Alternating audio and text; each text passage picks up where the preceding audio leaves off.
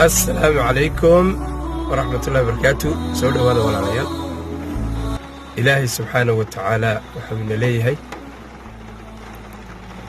إنا أنزلناه في ليلة القدر وما أدراك ما ليلة القدر.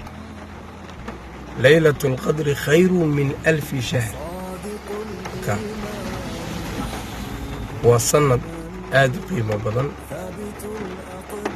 oo ay maanta Ramadaan 1442 hijriyada ay caawa 22 inoo noqonayso. habeenada kan walaalayaal waxaan isku baraarujinaynaa waxa ku jira habeen ka khayr badan 1000 bilood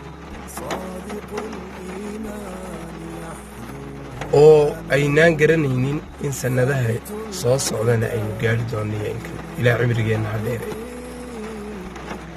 sida saxiixaynka ku sugan Aisha ilaahay raalliha ka noqday waxay tiri marka tobankani soo galay nabigu calayhi salaatu wasalaam wuxuu sameyn jiray guntigu dhiisha ku xidhan jiray anaa guntigu dhiisha iska dhexi jiray dhexda qofku markuu shaqo qabanayo macnaha xaynka aad buu isku jijiyaayo si aan shaqadaasi maradiisu u mashquulin buu waxaan ku hawsha u diyaar garowaa. waxaa kaluu samayn jiray tiri ehelkiisana waa toosin jiray. qofkii ehel qoyskiisii iyo xaaskiisii dhex jooga maadaamuu nebigu ahaa calayhi salaatu wasalaam u toosin jiray oo keligii ma jeclayn inuu cibaadaystay inay dadkaana khayrkaas ka faa'iidaystaan buu nebigu jeclay. sidaa daraaddeed waxay ku tusinaysaa taas ahmiyadda iyo miisaanka uu leeyahay habeenkaasi 1000 bilood ka qiimo badan. yaani waxa weeyaan qofku waxaa laga yaabaa in uu ku dhinto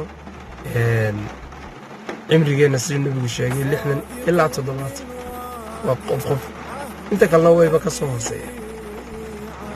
marka waxa weeyaan waa habeenkaa aad u qaaliya walaal nafteedii naftii iyo nafiina waxaan ku boorin lahaa inaynu habeenkaa ka faa'iidaysano. bishii Ramadaan waa gabagabo shalay waxaan la way soo galaysaa waynaga maantana la caawinoo bilaabaya tobankii ugu khayrka badnaa waayo bisha waa 13 tobankii koowaad ee naxariista iyo tobankii labaad ee dambi dhaafka waynu soo dhamaysanay. waxay noo bilaabayaan oo tobankii naarta ku xiraynta ilaahay naga dhigo kuwa naarta ku xiriyay. kelmadaasna waxaan jeclaystay inaan la wadaago maanta.